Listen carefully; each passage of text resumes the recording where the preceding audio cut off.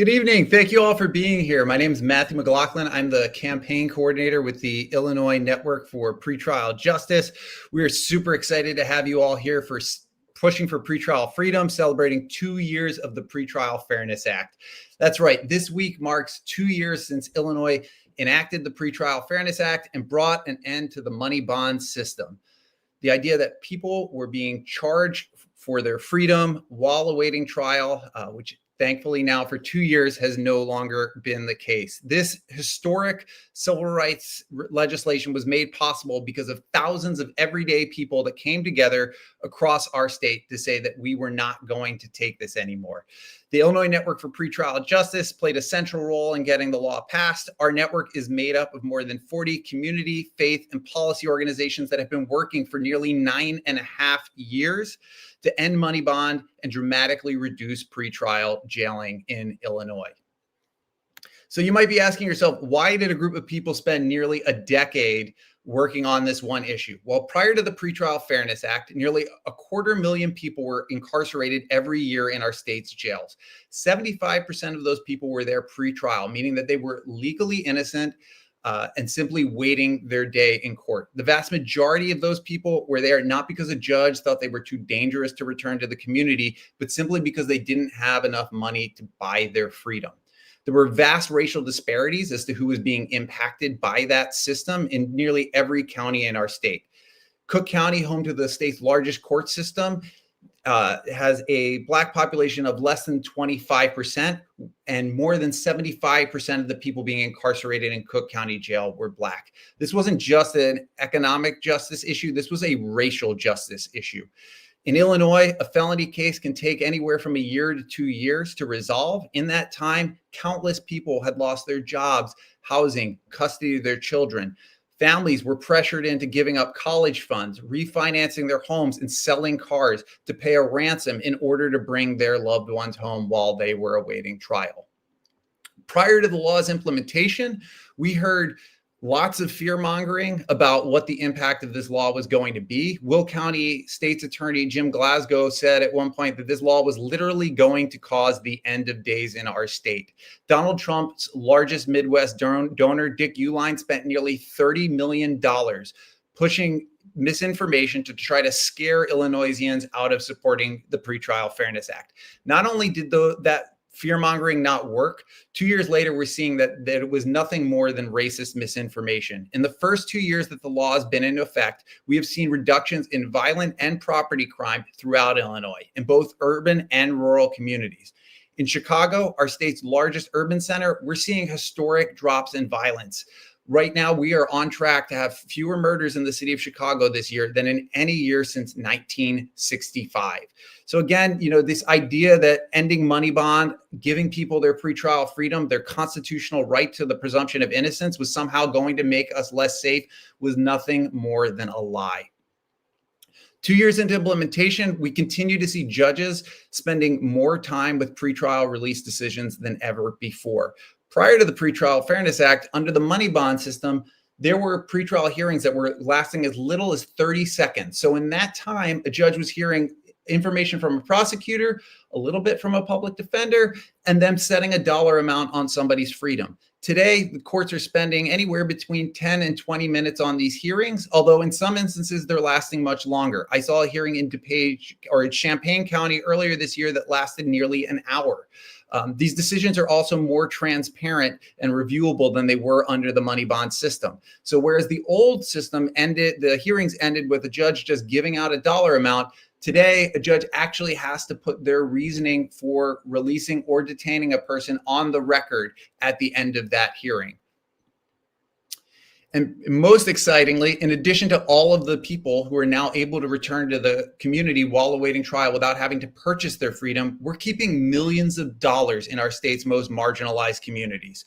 Prior to the Pretrial Fairness Act, Illinois was collecting anywhere between $140 and $150 million in bond payments every year. The vast majority of that money wasn't returning to community. So now 2 years into implementation, we've kept nearly $300 million in our state's most marginalized communities, which over time we hope will help stabilize those communities that were most impacted by mass incarceration. Now, 2 years in, I'd be lying if I said everything was perfect. We still have our fair amount of challenges. First and foremost, judges and prosecutors. In the first year of implementation, we saw the number of people incarcerated pretrial in urban areas decrease by about 14% and 25% in rural areas. In some counties, it was actually much larger. In the second year, many counties have sustained those reductions. Others have continued to release more people. But in some counties, we're seeing the number of people incarcerated pretrial return to levels seen under the money bond system. This is in a large part due to prosecutors that are bucking the spirit of the Pretrial Fairness Act and trying to abuse it to incarcerate more of our community members. Judges who are not making the proper findings before detaining people. And we'll talk in a little bit about the work our coalition is doing to improve implementation, but we are confident that we can continue to get more out of the Pretrial Fairness Act for our friends and neighbors. The second biggest challenge we're facing is just the lack of data. The Pretrial Fairness Act required that the Administrative Office of Illinois Courts launch data collection so that community members knew what was happening in their courts and in their county jails. 2 years into implementation, the Administrative Office of Illinois Courts has failed to make that data collection system go live. We are continuing to put pressure on the court to implement this portion of the law, which we believe is essential for improving implementation and also dispelling misinformation, which we continue to see from the same law enforcement and Republican actors spreading lies about the impact of this law to win political points. One of the main things that our coalition does behind the scenes is fact check these officials when they're spreading misinformation about the law to ensure that reporters and legislators have accurate information about what's happening in our communities and how it relates to the Pretrial Fairness Act. Now, we've had a fair number of challenges over the years, and in some ways, this feels like we're reaching the end of a video game where we have the ugliest, meanest boss that we need to overcome. And that is no one else other than our bigot in chief, Donald Trump, who last month issued an executive order aimed at pressuring states that have ended or reduced the use of money bail into returning to that unjust system. We are confident that Illinois' legislators and our governor are going to stand strong against these racist attacks, but we need you to help us here. And so there's a link going to be dropped in the chat in a moment that'll allow you to send a letter to your legislators and the governor calling on them to continue to defend the Pretrial Fairness Act. We are not going to bow down to this bully. We are moving full steam ahead, and we are going to continue to defend this law. And so, like I mentioned before, we're doing a lot of work to try to continue to improve implementation. Some of the things that we are working on, legislative defense. We're regularly in Springfield talking with our legislative allies and making sure, again, that legislators have accurate information about this law.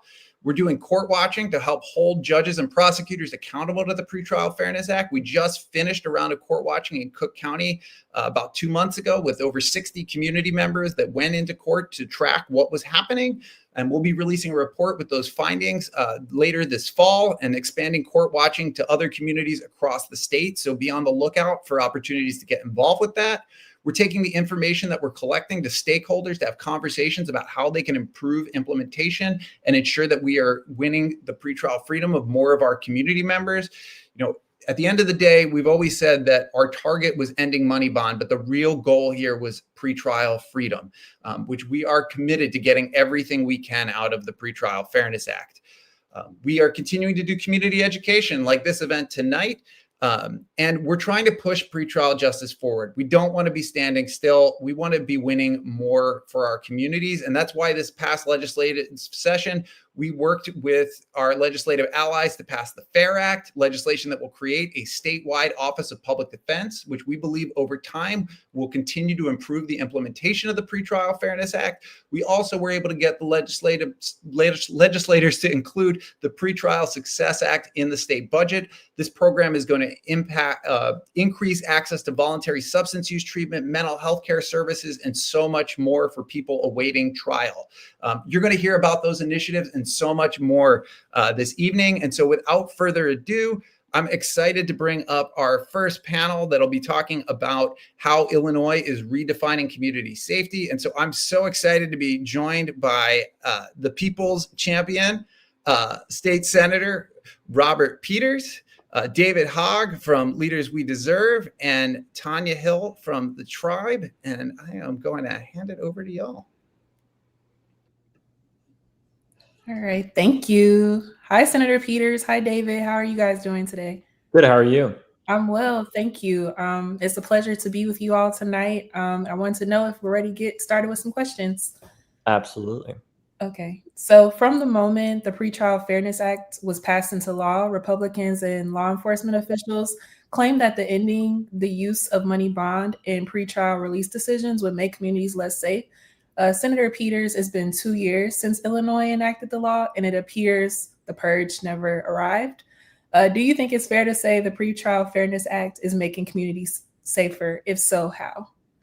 Yeah, I mean, I think everybody knows that the obvious answer I'm going to say is it's making communities safer. And there's a variety of reasons why it makes communities safer. The first one being is instead of attacking poor people and locking up poor people simply because they're poor, and particularly that they're poor and working class Black and brown folks, we're making sure that we're actually trying to focus on what it means to have safety. You combine that with what, as Matt pointed out, hundreds of millions of dollars staying in people's pockets, staying in communities. It means that somebody doesn't have to worry about whether they're going to be able to get their kids food or pay rent or be able to make their car payment. They're going to be able to get the things that they need in their economic life instead of putting it into having to pay a bond. And so fundamentally, all this sort of scare tactics that were coming from more conservative folks and Republicans on the other side were that. It was scare tactics, is trying to stick to a very terrible system, one that completely abused and targeted working class Black and brown folks. And, they kept talking about how there was going to be a purge and how this is going to be the worst thing ever. And instead, what we've seen this year, and I'm not going to say it's just because we passed the Pretrial Fairness Act. I want to make that very clear. But we literally have seen some of the lowest numbers when it comes to violence, at least in the city of Chicago and in Illinois. It's been the complete opposite of everything that they've predicted. In fact, you can see the fact that Donald Trump says this in 1 minute, and then Kash Patel said in another minute about crime being down across the country, and they're talking out of both sides of their mouths. And so, yes, what we've done is historic. It is one that's rooted in safety. It's one in making sure that working class people have money in their pocket. It's one to make sure that somebody doesn't have to worry about food, or doesn't have to worry about transit, doesn't have to worry about paying rent. They don't have to worry about giving that money away so that they can free a loved one. And what we've done in Illinois is truly historic. Sure. And I want to quickly ask you, can you just talk briefly, Senator Peters, about the savings that families are seeing with the implementation of the Pretrial Fairness Act? Yeah, I mean, so as Matt said, hundreds of millions of dollars. And I'm going to sort of paraphrase Sharon Mitchell, the public defender, about this. But the people you often saw at 26 in California and Cook County were Black women who were taking the little money they had to try to free a loved one who was incarcerated simply from being poor. I mean, because they were working class, right? And so to me, it's the fact that that money, instead of it going to Cook County to basically pay a ransom, it's going to be going to pay for milk, or to pay for eggs, or to pay for a backpack, or to pay for shoes. It's going to be going to the needs that the family have. And so that in itself is transformational. And it shows that what we've done hits at both the race and economic justice intersection. And not only that, race, gender, and economic justice intersection. And it's truly historic and transformational. And it wasn't something shallow. And I think coming out of 2020, coming out of the George Floyd protests, we saw a lot of people propose relatively shallow stuff. And what we've done in Illinois is extremely deep and extremely transformational. Mm-hmm. And, across the country, we've seen Democrats attack for enacting criminal justice reforms. In many cases, this even led to the rollback or repeal of some of those measures. David, can you talk a little bit about what makes Illinois different, and what can electeds around the country learn from Illinois? Well, I mean, I think what makes Illinois different is that you guys had clearly amazing organizers that worked on this for a decade, that had faced, I'm sure had many family members that unfortunately were directly affected by this unjust and corrupt system. where people were the determination of whether or not you were being held wasn't whether or not you were actually in danger. It was more than anything if you could pay. And I think the long history of civil rights and social justice organizing across the state of Illinois is a major component of what has enabled you all to do this, obviously, along with great leaders like Senator Peters. And I think what there is to learn about this is like not only is there the moral argument to be made that rights are not something that should just be for rich people in this country, right? They are something that is for everybody. And we have a presumption of innocence for a reason. And then I think there's also just the financial argument to be made as well. Even if these politicians, present company excluded, of course, don't care about the lives being impacted, you are saving money when you don't have to incarcerate somebody simply because they cannot afford to pay for it. And really what this gets at, and I think the important part to emphasize is that these determinations, this actually helps make people safer because they're actually focused more than anything on whether or not somebody is a danger to society, not whether or not they're going to be able to just pay to not be, incarcerated. And that makes everybody safer. And I think part of our challenge that we have to deal with when great policies like this pass is when you do pass a policy that helps people, you're not going to get rewarded nearly as much for the a decrease in crime that people may not feel as much as they perceive there to be potentially an increase or something, even though the data doesn't back that up. And I think part of the challenge that we have to deal with in our communications around policies like this is making sure that we address people's feelings, because if somebody is not feeling safe, they don't care if the data says that, oh, crime is down 30%. They still don't feel safe, right? If they feel less safe than they did a few years ago. And part of what we have to explain is very specifically in each one of these pieces of legislation around criminal justice reform, how is this actually making people safer? Because we all have the same goal here. People want to keep their friends and family and loved ones safe from crime, but also they want to keep them safe from an unjust system that could incarcerate them simply because they can't afford to pay. And that also is a form of harm that's inflicted upon people that also isn't acceptable at all, because really the determinant obviously should be whether or not you are a danger to society. I don't want somebody out there who's just rich enough to get out but is a danger to society that can just post bail, right? That is a real problem, and it shouldn't be that way for anybody. Mm-hmm. I really like what you said about the perception of crime and kind of just talking to people about what that looks like. I run into that a lot with reporting that people, because they see on newscasts that, violence is like the leading thing, that they believe that is the reality when we have data to show otherwise. Senator Peters, after the Pretrial Fairness Act went into effect, your colleagues in the General Assembly got the Pretrial Success Act included in the state budget. And this program is set to expand across, to expand access to services like mental health care, substance use treatment, transportation, and more. Why was it important for you to follow up on the Pretrial Fairness Act with this specific program?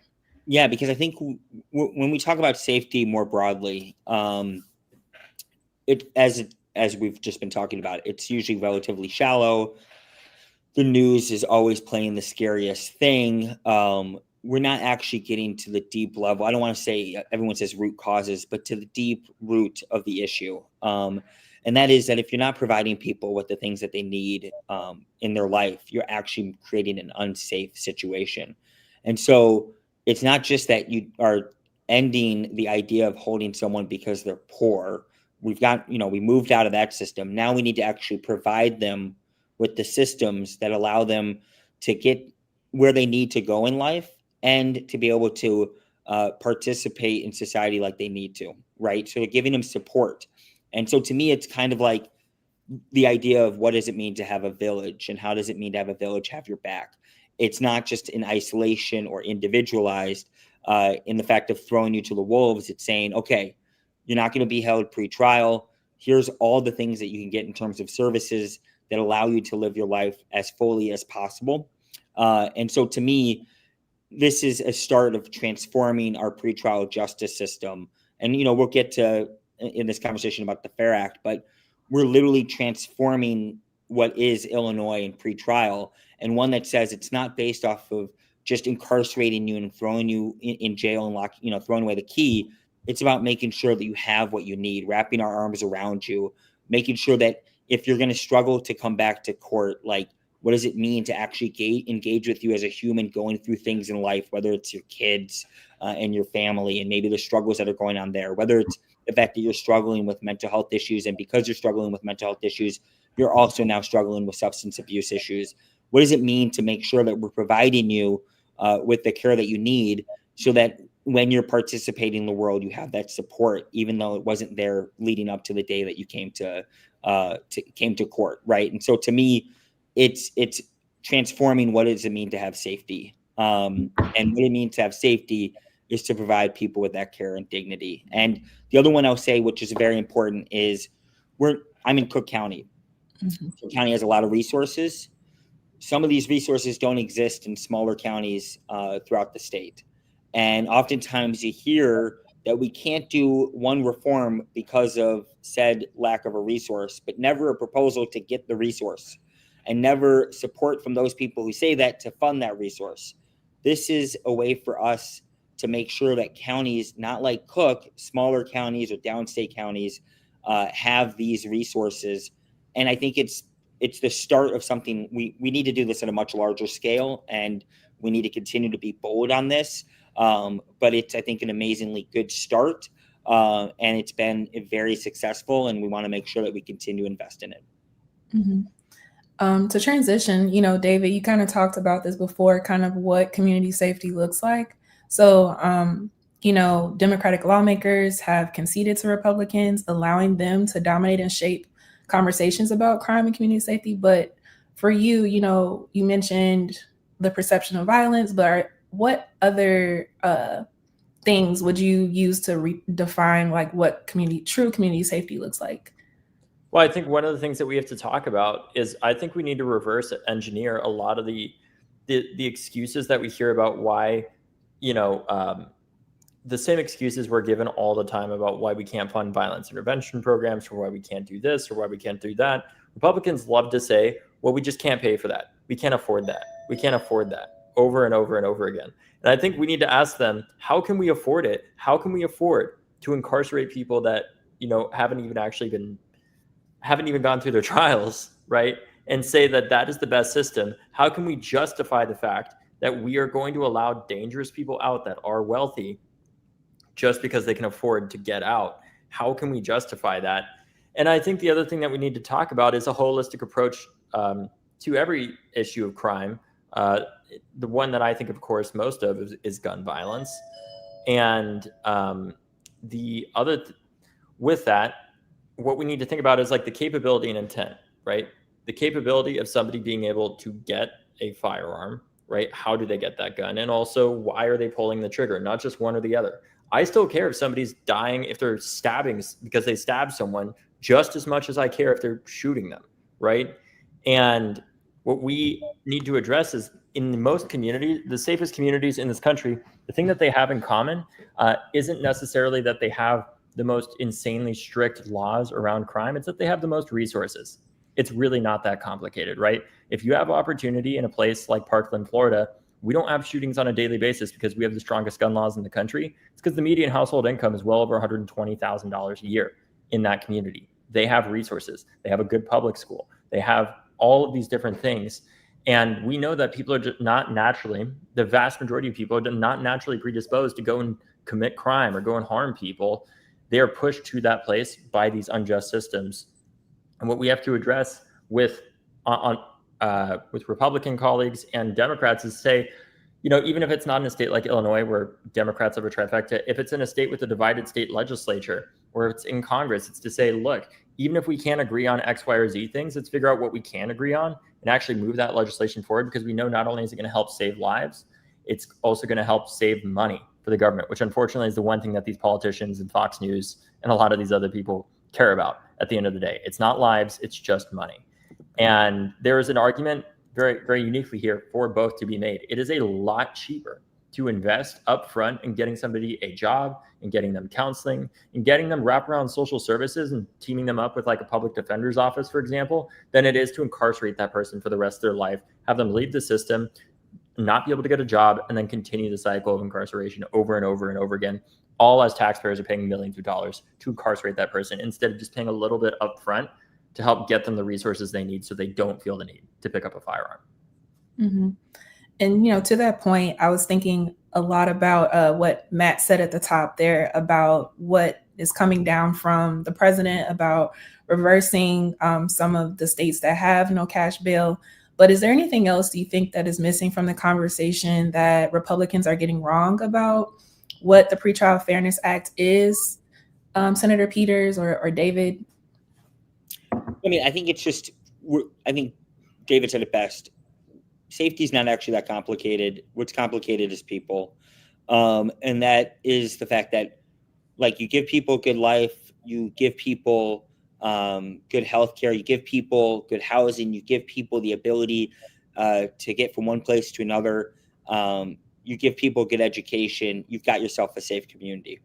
And the fact of the matter is that we need to continue to have those conversations and continue to push that conversation. Oftentimes when we talk about safety, or we have talked about safety, it's almost always around law enforcement. But think of law enforcement as actually a reactionary response to it. The actual response is, as David said, you do it on the front end. You give people what they need on the front end, you're going to get safety. And I'll say this, the issue is that there are people who, under this with Donald Trump, just got a massive tax cut and tax break. Millionaires and billionaires got massive tax breaks that they're going to pocket themselves, or they're going to buy a baseball team with, or they're going to buy a yacht with, while cutting Medicaid and SNAP. That is a public safety crisis in itself. And so I don't think any of us should be lectured by a president who's willing to take money from us and give it to his rich allies so that they can live an even more lavish lifestyle, and then come back to us and say, you're the problem.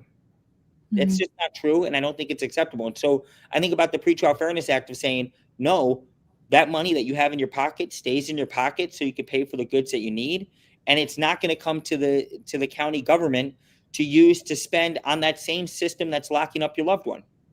We're going to make sure you can go and get food, or you can go and get your health care, or you can go get a backpack, you can get shoes for your loved one. That's what matters. That's what brings people safety. That's what we've done. The Pretrial Fairness Act is safety first legislation. Mm-hmm. Thank you for that. So we only have time for one or two more questions, but over the last few months, the president has gutted the social safety net and withdrawn federal funds for violence prevention programs, and Chicago organizations are really feeling that deeply. So David, I wanted you to speak a little bit about what electeds can be doing to meet this moment, and also what can residents in Illinois do to, in this call to action in this moment. Honestly, I think what we need to do is figure out how can we have a belt and suspenders approach to this, where even if the federal government does pull their funding out, these states know that putting a couple $1 million, $20, $30, $40 million compared to several billion into, when you're just investing that in policing, what you're doing is you're investing in the response. There is not very much prevention that you're doing on top of that, because they're predominantly just responding after there's a shooting, and they're doing investigating. And look, we need to make sure, obviously, that people are held accountable, and people that are actually dangerous to our society are not out there. And I don't think anybody on this call is advocating for that. But by the time that law enforcement is responding to a shooting, our government has failed, because that needs to be the last resort, not the first response. Because not only are you endangering those law enforcement officers' lives, you're also you're putting other people's lives in danger at the same time, and you're putting it up to chance, right? What I think about is how in Parkland, right, and in a lot of these school shootings, and I just speak from that, because that's my background. By the time that there is a cop responding to a shooting, it's too late, because you're assuming that cop is going to actually have the courage to do something about that. And the cop in Parkland didn't. The cops in Uvalde didn't. And what would have been better is figuring out ahead of time, not only how do we stop somebody like the shooter at my high school who threatened to shoot at my high school multiple times, how do we stop somebody from that? like that from getting an AR-15, how do we stop them from wanting to shoot up the high school in the first place, too? And getting the right wraparound social services around them so that they never get to that point at all, right? Because by that time, the system has failed in so many different ways. So I think what the point that I'm getting at is there is a real justification to be made in these state governments and state budgets to invest in these violence intervention programs and have trigger mechanisms in place so that if the federal government pulls funding from them, there's automatically a funding stream that can go towards them to fund it. So there is no gap in that funding because they are that good. We know that in most cities, it's typically under 1,000 people that are the most likely every year to be either the victims or the perpetrators of gun violence. If you can get those people wraparound services, you can stop them from wanting, not all of them, but a massive number of them, I would say a vast majority of them, from wanting to harm somebody else. And part of our challenge is I think we really fail at telling the story of why these policies work a lot of the time. Because you're only getting, the police don't get blamed when there's a shooting that happens. It's like, well, they had to respond.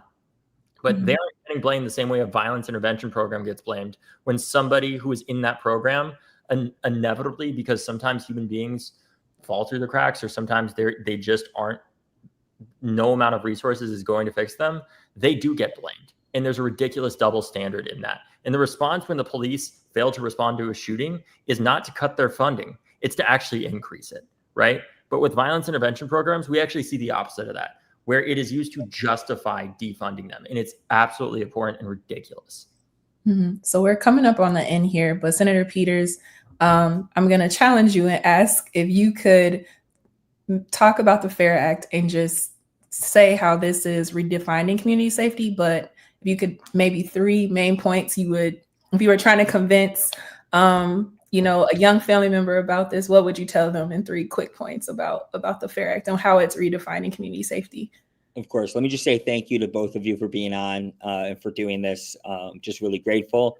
And I'll just say the FAIR Act means like our current court system is not great in its setup. And that is the fact that there are some counties that have a lot of resources and there are some counties that have no resources. And that's especially true when it comes to a public defender. If you're in Cook County, you're going to have a well-funded, compared to other counties.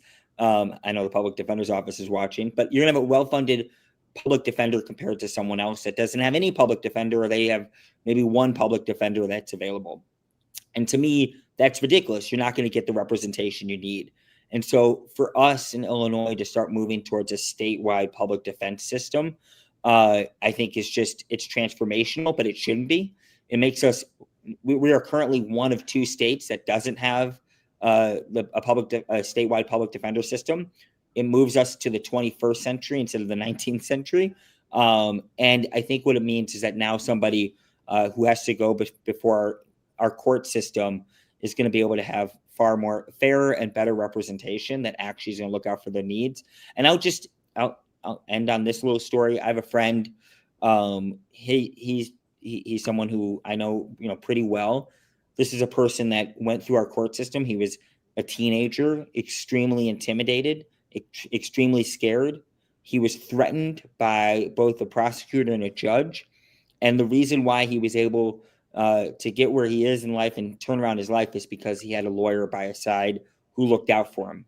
And the fact of the matter is we shouldn't be having young people being put into that situation where they're easily going to be able to be manipulated by people who only look at someone as a win or a loss, and not how do we actually make our community safer. And so now we are going to ensure, and we're going to build to ensure that more people don't have to worry about facing that kind of threat. And to me, that is actually good safety, community safety. This person has a nonprofit.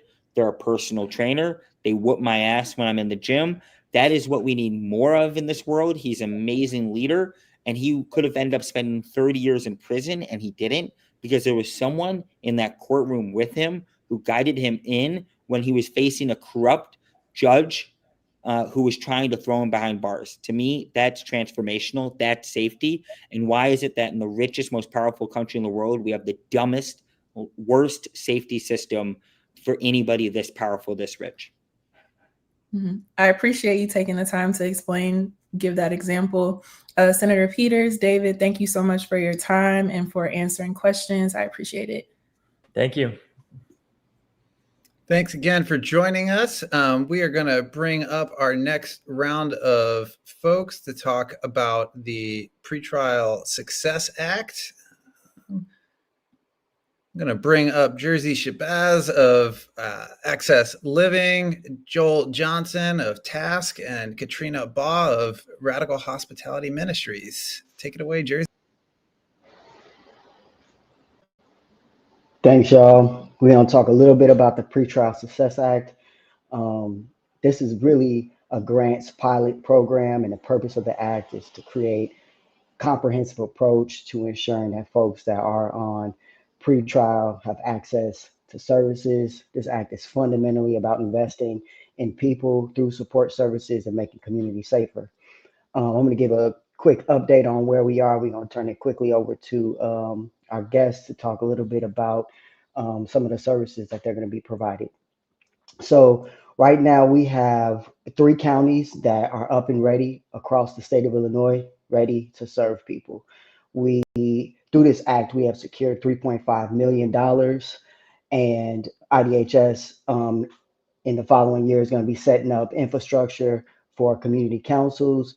These community councils are an opportunity for system impacted folks and community members to have a voice in the process, to really talk about how the funds are used.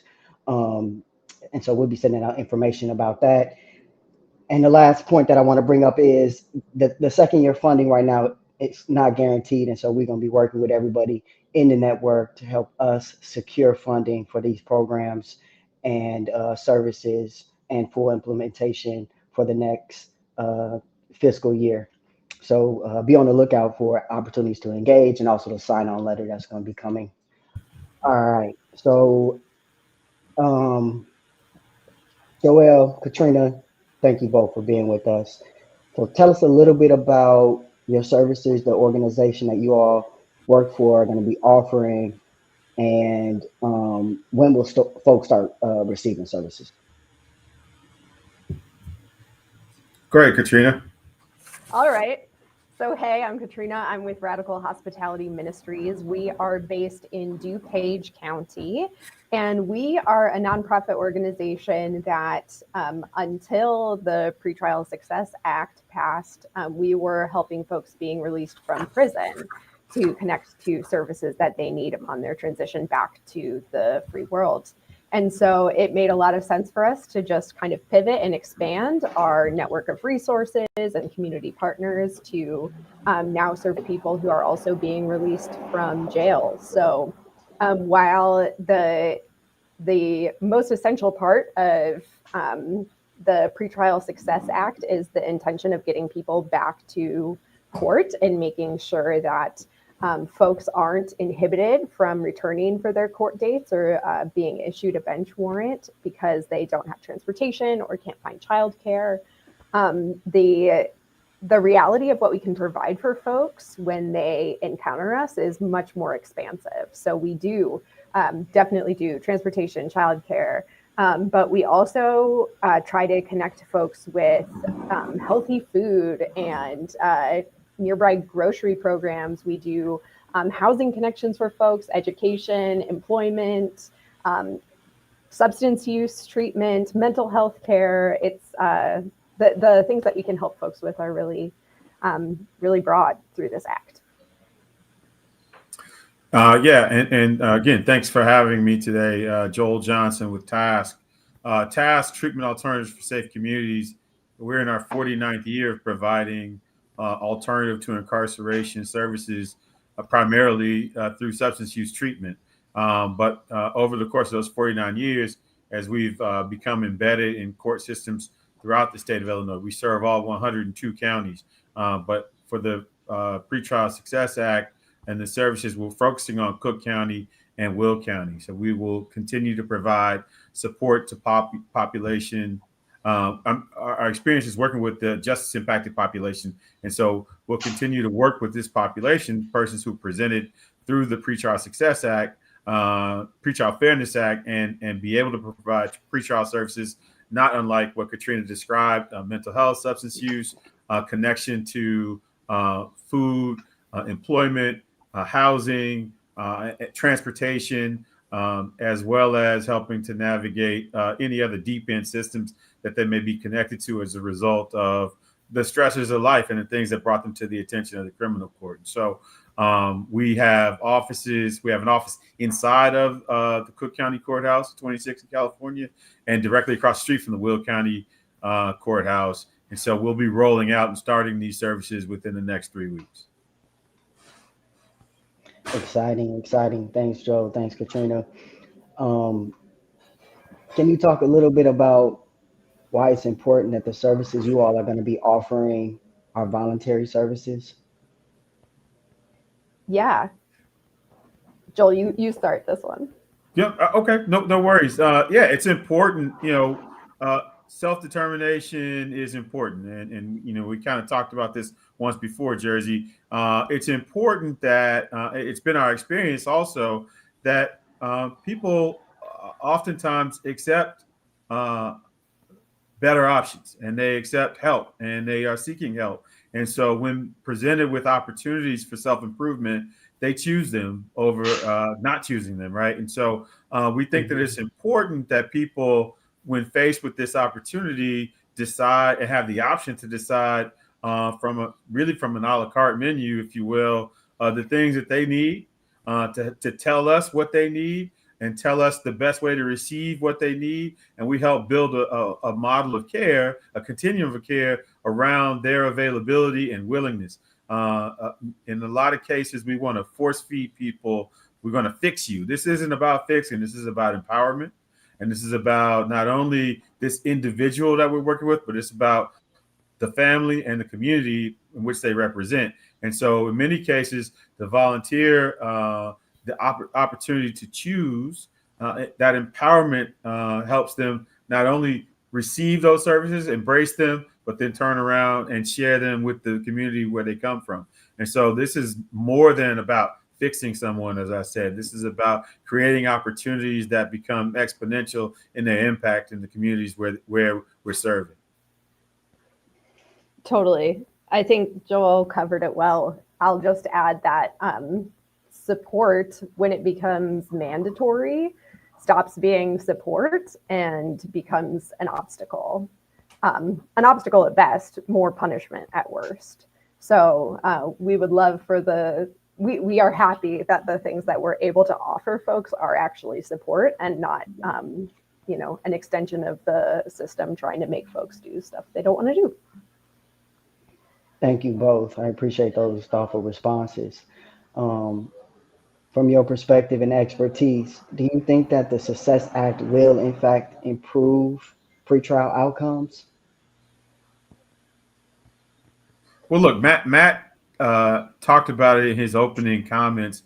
While we don't have the data that we hope to have by this point in time, the data that we do have indicates that we're on the right track. And as he indicated, using Chicago as an example, we're on track to have the lowest murder rate since the 60s. And so when we look at the anecdotal data that we have over the last 2 years, we're trending in the right direction. And so we won't claim that everything is related to the Pretrial Success Act or Pretrial Fairness Act, but we will say it's definitely not contributing negative impact to this trend. And so we think that we're headed down the right path. We think that with more resources to fully fund the Success Act would help us expand services across the state in a meaningful way, that we're definitely heading in the right direction. Yeah. And I think I failed to mention in response to your first question that we actually started offering services last month. So we've been operating for about 6 weeks now. And I'm very proud to share that we have directly avoided 6 different failures to appear at this point because of folks who had forgotten their court dates and didn't set up transportation and needed us to step in and remind them and pick them up. And it is that simple in a lot of cases. But I will also add, today we spoke to a man who was so distraught about how he was ever going to get back to court that he was like, my only option is to go on the run. And we were like, my friend, we can help you. Do not run. We will face this together. So I know that the Success Act has already improved outcomes and that it will continue doing so. Thanks, Katrina. I appreciate that. Thank you for sharing that story with us. That's a good segue to my next question. So at the time that the president is dismantling the social safety net, it feels like the Success Act is an important intervention. What are some of the primary challenges experienced by people moving through the pretrial process are experiencing in your region? Well, we haven't rolled out this particular service yet, but as we prepare to, it's really an extension of some of the other services that we do provide. One, deflection, which is on the front end before there's an arrest. We get people into similar services. And then our court-based service, which is a diversion program where we move people into services as an opportunity to reduce sanctions, right? And so we know that a lack of information, right? So making sure that we communicate in community what the opportunities are, ensuring people that, it's voluntary, like the last round of questions, that here are some of the resources that we can help connect you with, listening and understanding what other needs or unmet needs there are. Again, making sure that it's voluntary and we're meeting people where they are. And we think that with better communication, that this is, has no choice but to be further, have a further positive impact on community. And I would just say from the experience we've had in the last 6 weeks, the biggest barrier and challenge for folks seems to be transportation. It has, if you're not a person who has a car in the suburbs, it's very hard to get anywhere. We just meet people at the most vulnerable time, and most people don't plan to get arrested. So when they are walking out of jail, most of them don't know, hey, this is how I'm going to go back to the, police station I was arrested at and get my cell phone. So then I can call they don't have those plans. So just being able to meet folks and immediately provide transportation and then also do that back to court has been the biggest thing for us. And I think on par with transportation, housing has presented as a challenging issue where people may be either in housing transition, unhoused temporarily, couch surfing. And so I think transportation and housing really are on par with each other in a lot of cases. Thanks for that, Joel. Last question. So community voice was a primary value in the Success Act. How does this make the Success Act unique, and why is it important that communities do in fact have a say in how these resources are going to be used? Well, I mentioned in my last response, too many times in communities, this acronym, this saying known as NIMBY, right? Not in my backyard. And that oftentimes is a community voice that's saying, not here. But if we continue to educate, as I talked about, and communicate, community stakeholders have an opportunity to not only articulate, that people are welcome in the community, but they can also articulate how they can help. And so that's what we learn about the food pantry in this neighborhood that we didn't know about, or this church, has a community closet, et cetera. And then we get community to offer space for meetings so that it's not as parochial as being in the courthouse or even in our office sometimes. And so I think community partners is a big strength. And so that community voice can only help build community. Totally. And the community is what folks need when they're released, when they've just been beaten up by the system, stayed in a cold place where they may have not been fed, to be welcomed into the arms of folks who get it, who have been where you've been, to say, this really sucks. Let's find a way to get you home, is just the best way you could meet someone at that point. It's a wonderful way to end the conversation. I appreciate you, Katrina, and Joel. Thank you for your time today. Turn it back over to Matt. Thank you all again for joining us tonight. I am excited to bring up our last round of folks for this evening. We've got Stephanie Coleman from the Northwestern Children and Family Justice Center here, and Champaign County Public Defender Liz Pollock to talk about the FAIR Act. And I'll hand it over to y'all. Hi, everybody. We are really excited to be here with you tonight and talk about the next phase of reform in Illinois and where we're going. Matt introduced us, so I won't repeat, but just really want to say that this is a piece of legislation I know that was very important to both of us. The Funded Advocacy and Independent Representation Act concerns public defenders. It will establish Illinois' first statewide public defender office at the trial level, and it represents a very big change in how a lot is done around the state. I wanted to talk to Liz about how you're seeing the future, but first, how is it currently? I know that your office is one of the better resourced compared to a lot of counties around Illinois. But I also know that when we talk to Dr. Copeland, he always mentions about how when he began practicing in the 80s and looks at the resources available today, maybe not so much has changed. So can you give us a sort of overview about whether you're struggling to meet the needs of clients? Well, I think that even in what is a relatively well-resourced office, which I admit fully that we are, there is still never enough time for the attorneys to work adequately on each client's case. I have felony lawyers who are handling between 150 to 300 cases at a time. There are 17 of us, and we have one investigator.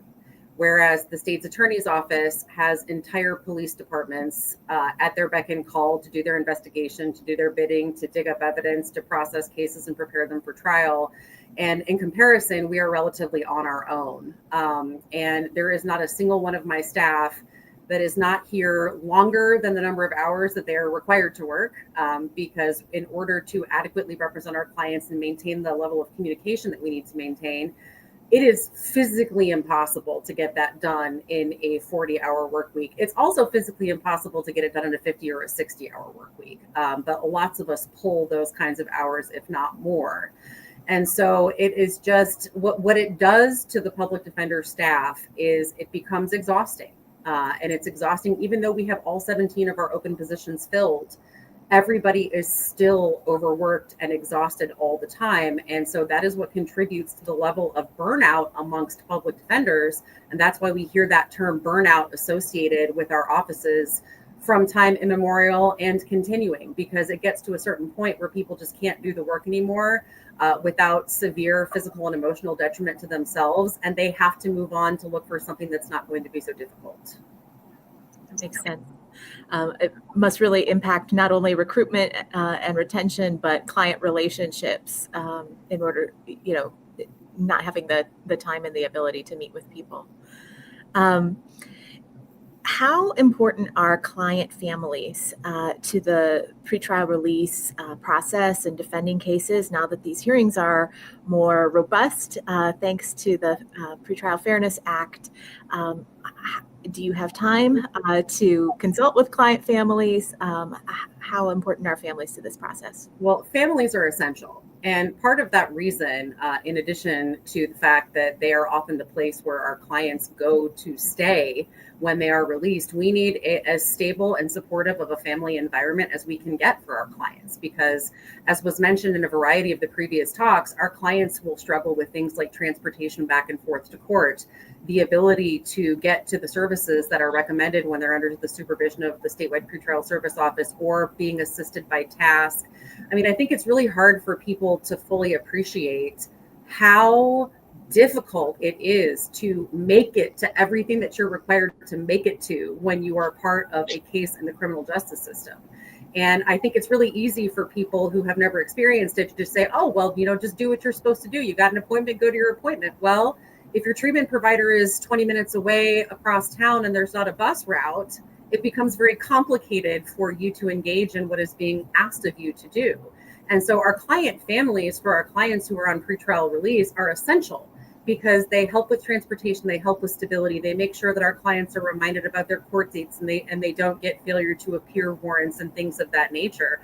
But even if our clients are detained pretrial, the family unit remains hugely important because that is our clients' network of support, emotional support, and financial support. Because imagine this, I always try to tell everybody who's asking me this, put yourself in the shoes of a person who is detained in the jail. Every phone call that you have with your family is monitored and has the possibility of being listened to by either a prosecutor or a police officer. You are alone in a place where you are not always apprised of what's going on with your case because your attorneys are very busy. You don't know what's going to happen to you. There is fear, there is anger, and there is frustration. And the ability for our clients to have that familial support, for having somebody just put a little bit of commissary money on so you can have a decent meal while you're detained, all of that leads to our clients having a more emotionally stable experience, which means that they have the ability to wait for the appropriate outcome. So whether you're in or you're out, having that family experience and the family participate with you in that case, every one of our clients is a whole person and every one of them is loved by someone, whether that be a parent or a spouse or a child. And having the ability to maintain those relationships is essential to treating our clients as a full person. I know from our research into the budgets and staffing around the state, we saw that the levels of investigators, as you mentioned, and also social workers, caseworkers, is really far below what it's not just attorneys, it's also many support staff, far below what the national guidelines would recommend.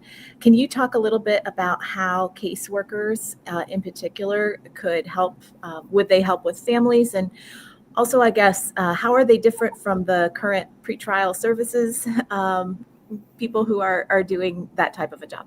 Well, our pretrial service officers are doing their level best to try to connect our clients with services and also to remind them of their court dates.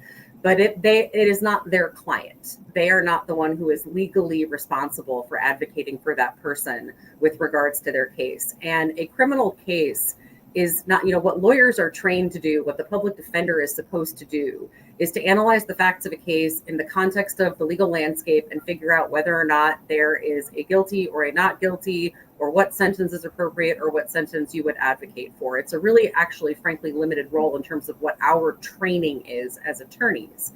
But as I mentioned, all of our clients are whole people. And you come to the criminal justice system with a series of issues. Otherwise, you would not be here. Whether those issues stem simply from poverty, where somebody, I have a case where my client stole diapers and paper towels allegedly from Walmart because they could not afford to purchase those items. Whether that your involvement in the justice system stems from a substance abuse or a mental health disorder, what we know is that simply analyzing the facts of a case in a legal only analysis is not going to help that person's problem. It is not going to resolve the issue that contributed to their involvement in the criminal justice system. And what our caseworkers, mitigation specialists, and social workers do is, if we can find strategies to correct some of those struggles and to provide assistance so that we can show to a prosecutor or a judge that what brought our client to the forefront of the justice system is now being addressed, that will keep people out of prison. It will stop recidivism. It will enable our clients to take control of these issues that have plagued them and provide actual assistance. And in some cases, those social workers have to follow up time after time after time. It's difficult. Sometimes we have phone numbers that don't work. We have addresses where people have moved. We are scouring the community trying to find people because we know what we need to do to help them, but we've got to help them make those connections and get engaged. And frankly, that is not the responsibility of the Office of Statewide Pretrial Services. That is our responsibility. And in order to holistically defend the whole person, we have got to have those additional resources. It's really important. In our research, I know one of the things that we were all very surprised at, every person who came to the work was surprised anew at the fact that we are currently, and until the Fair Act goes into full effect, one of only 2 states in the country where judges are appointing and removing chief public defenders in most counties.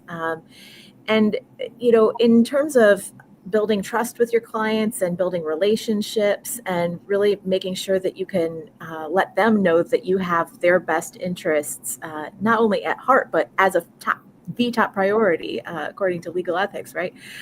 How do you see those things working together? How do you see the Fair Act being able to change things?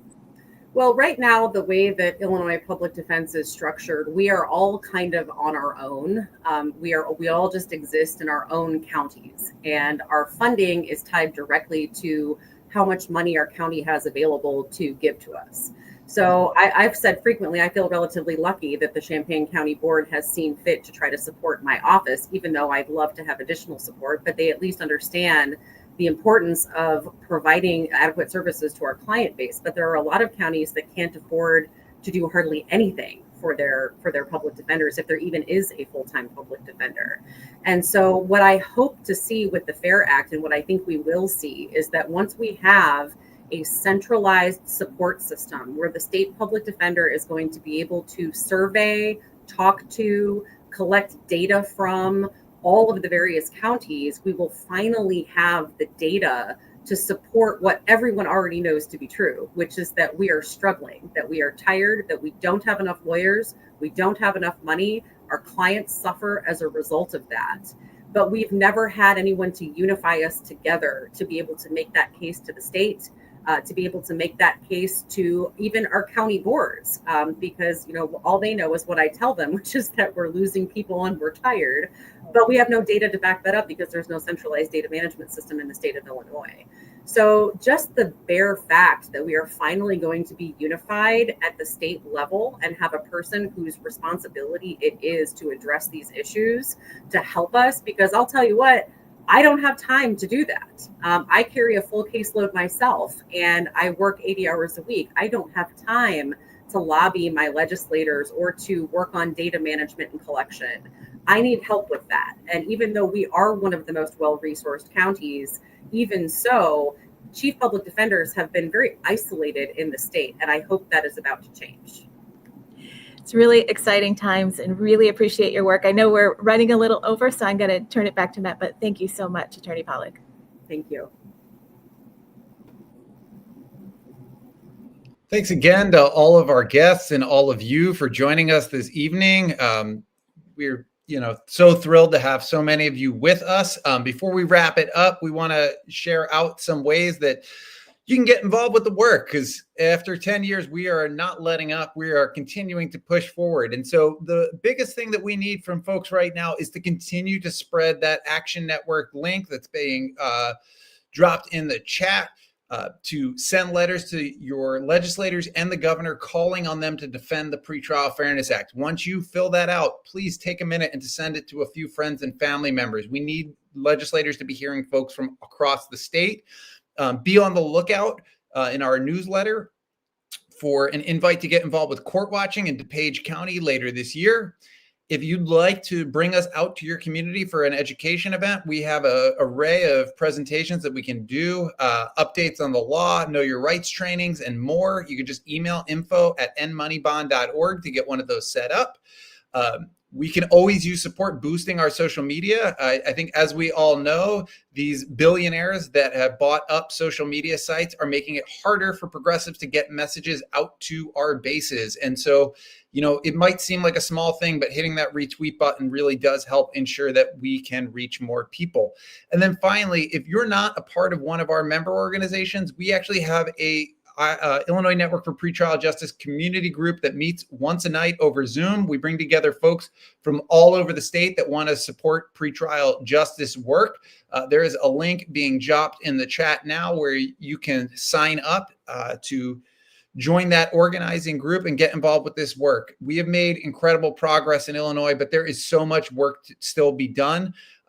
In a lot of ways, this fight is still just getting started. We want to bring more people back to our communities, and we need to defend this law. The rest of the country is watching Illinois right now and seeing what plays out here. We could be the first domino to bring down the money bond system across the country. But to do that, we're going to need your support. So we hope to see you out there on the streets, in the halls of power with us, lobbying to defend the Pretrial Fairness Act. Again, thank you all so much for joining us, and have a great rest of your evening.